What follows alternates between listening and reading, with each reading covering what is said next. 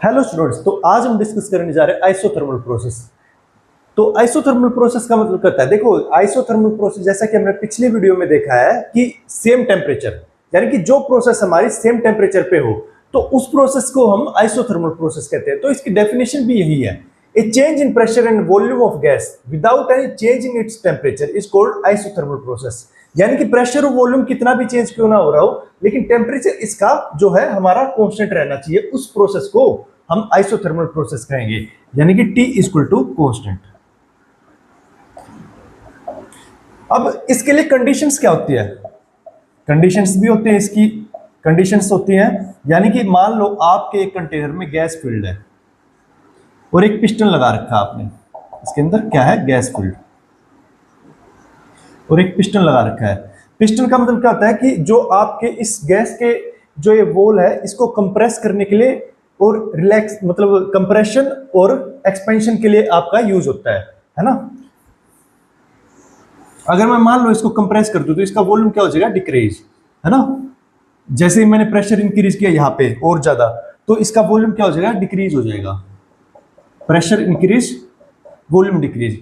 अब जैसे ही आप इस पे प्रेशर एक्सर्ट करोगे तो गैस के मॉलिक्यूल्स क्या होंगे, आपस में फ्रिक्शन हो जाएगा, मतलब आपस में क्लोज आएंगे और इनके बीच में फ्रिक्शन होगा तो हीट ज्यादा जनरेट होगी। तो इस हिसाब से तो टेम्परेचर हमारा बढ़ जाना चाहिए, लेकिन इसके लिए हमें क्या करना पड़ेगा, इस वॉल्स को, है ना, जैसे ही अब टेम्परेचर बढ़ेगा तो इस टेम्परेचर को मतलब कांस्टेंट रखने के लिए हमें क्या करना पड़ेगा, इस वॉल, इनकी वॉल्स को, इस कंटेनर की वॉल को हमें कंडक्टिंग रखना पड़ेगा, कंडक्टिंग वॉल्स, ताकि जैसे जितनी ये हीट मतलब जनरेट हो इसके अंदर, जो टेम्परेचर बढ़ा रही है वो हीट एज इट इज आपकी सराउंडिंग के साथ क्या हो जाए, एक्सचेंज हो जाए, है ना।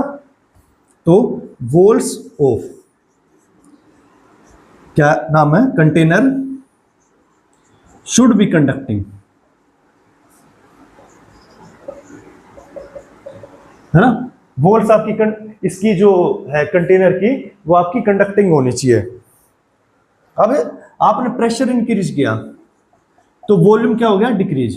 अब हमारी गैस की इक्वेशन क्या होती है, गैस की इक्वेशन होती है आपकी PV equal to mu R T. अब जिसमें T क्या है, टेम्परेचर, R क्या है, गैस कांस्टेंट, और म्यू क्या है, आपका नंबर ऑफ मोल्स। तो यानी कि ये चीज है ना, तीनों चीज कांस्टेंट है और तीनों की मल्टीप्लीकेशन भी एक कांस्टेंट आएगी, ठीक है। तो PV इक्वल टू कांस्टेंट आ गया,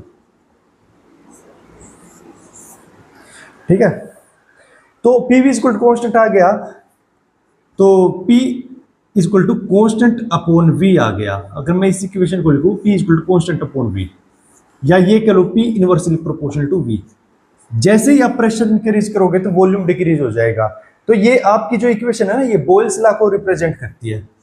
यानी कि आप ये कह सकते हो कि जो आइसोथर्मल की इक्वेशन है ना, वो बॉयल्स लॉ होती है, बॉयल्स लॉ की ही इक्वेशन होती है। यानी कि टेम्परेचर कांस्टेंट का और प्रेशर और वॉल्यूम में चेंज आ रहा है, और प्रेशर और वॉल्यूम में जब चेंज आएगा तो एक चीज बढ़ेगी तो दूसरी घट जाएगी हमारी।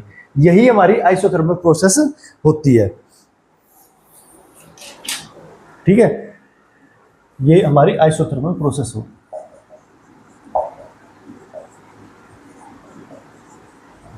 है ना, जिसमें कि आपकी वॉल्स कंडक्टिंग है, ताकि वॉल्स क्यों कंडक्टिंग रखी, जो हीट ज्यादा जनरेट हो वो एक्सचेंज हो जाए सराउंडिंग के साथ, ताकि आपका जो टेम्परेचर है वो कांस्टेंट मेंटेन रहा रहे।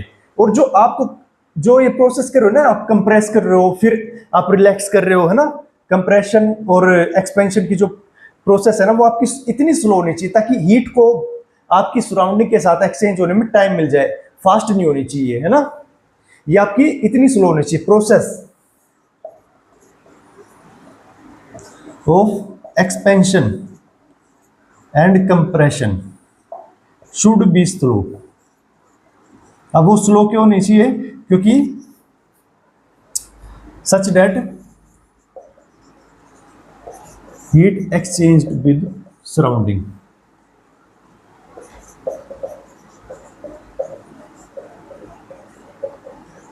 है ना। सराउंडिंग के साथ आपकी जो हीट जनरेट हो रही है इसके अंदर वो एक्सचेंज हो जाए, और ताकि आपका टेम्परेचर जो है वो कांस्टेंट रहे। यही हमारी आइसोथर्मल प्रोसेस है।